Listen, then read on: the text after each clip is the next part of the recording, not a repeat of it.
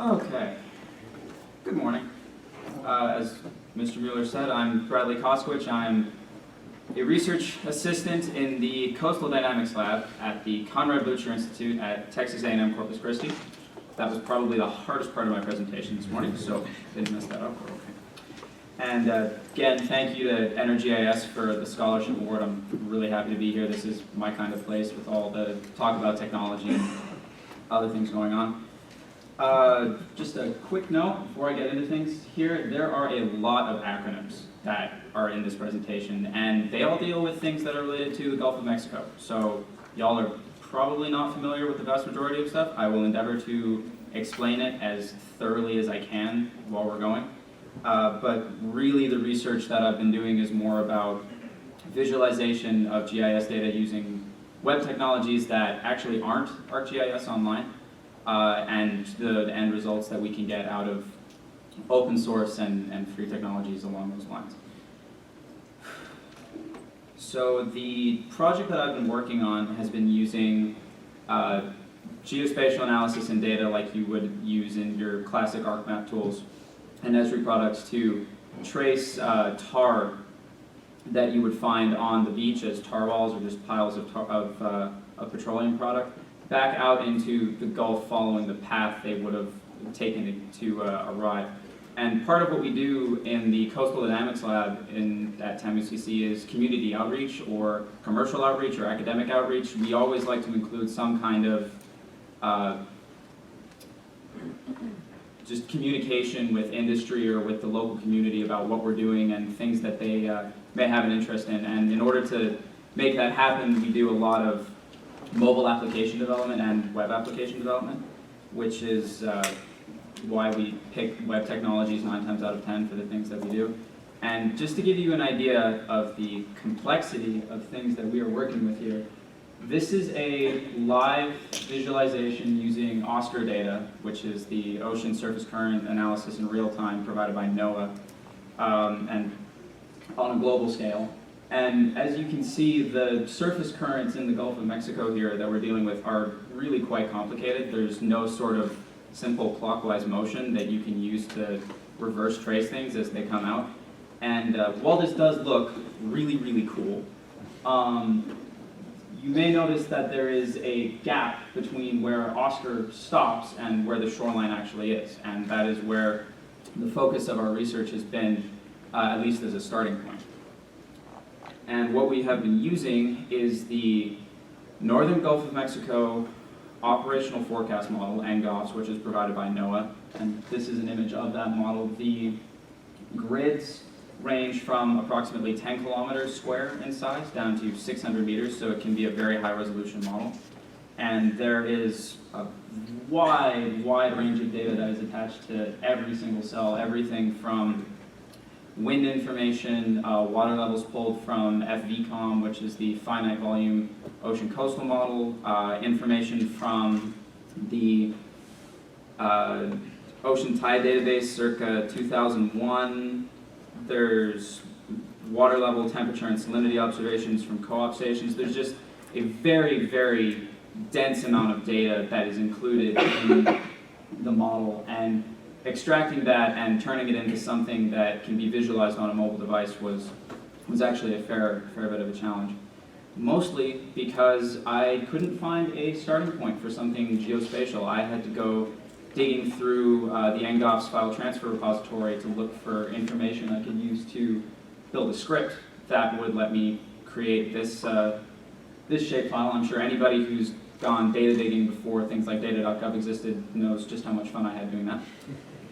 And after we came up with this shapefile that we could start running comparisons and analyses with, we compared the information we could pull out of the EnerGIS model to the information that's available through TABS, the Texas Automated Buoy System, and some of our own local current monitoring stations that were set up as part of a separate project through TCOON and CBI.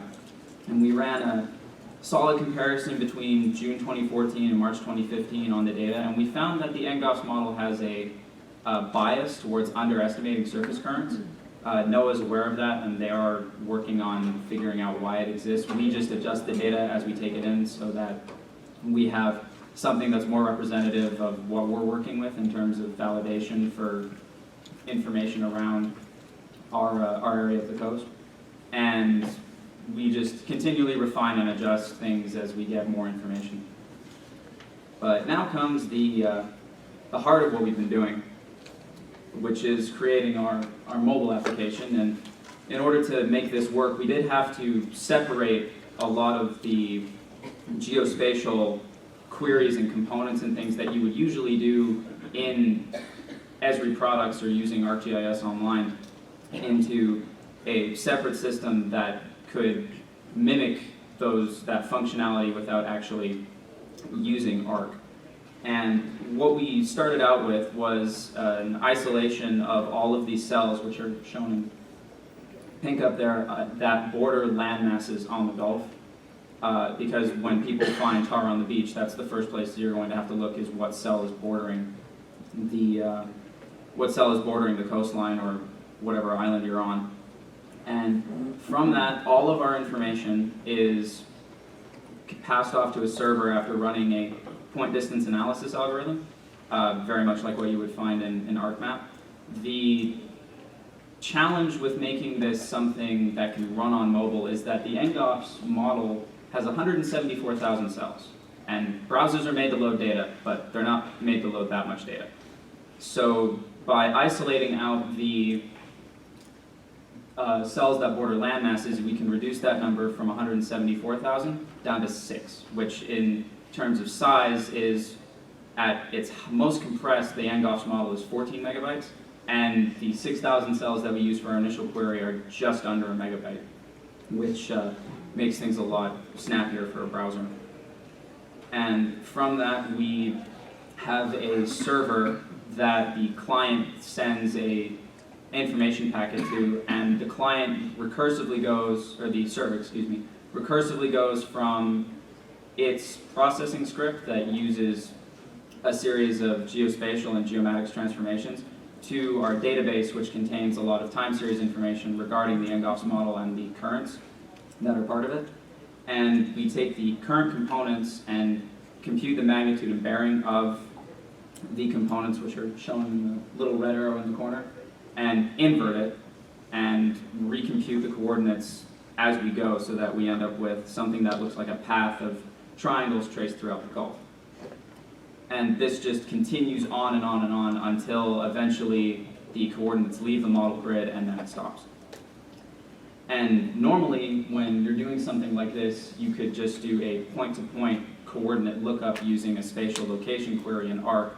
But because we're not using any Arc Online services, we've had to come up with a more flexible system, or rather an alternative solution, because our database isn't capable of performing spatial queries.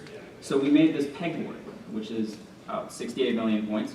That was a lot of fun. And by creating a single lookup table for all of the points that can exist within the Gulf and a little bit of clever mathematics to truncate the values we get, we can actually keep the lookup time to practically instantaneous, even though we're working with a massive amount of data.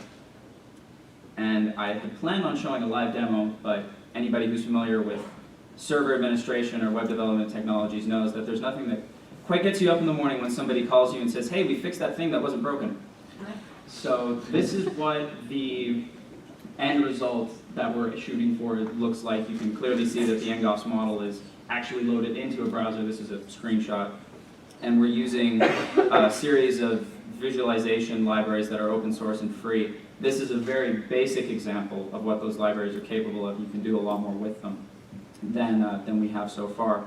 And the live demo that I would have shown would have provided something that looks like this. You can see a starting point up over here, and the path tracing follows down throughout the Gulf. It goes through a little bit of a loop, and then it leaves. And that's something that just happens from a user's cell phone location. We pull the geolocation data, and it will compute all the rest and give you the visualization. And like I said, this would be a live demo that I would show if it was working. It should be working by the end of today, I hope. We'll see how my coding progress goes in fixing what wasn't broken. but our research has conclusively proven that the EnerGIS model is usable as a source of more than just current analyses, and that we can actually do what we set out to do so far. And we're looking at ways to make this better, make this more versatile for both companies and environmental concerns. And one of our things that we're looking at in the future is including properties of transported oil in our analysis to visualize their behavior on a three-dimensional as well as two-dimensional scale. And thank you very much to the GLO for funding this project, as well as the support of my co-workers at the Comrade Blucher Institute, because without them I would have a lot less to show you. It wouldn't be quite as much fun.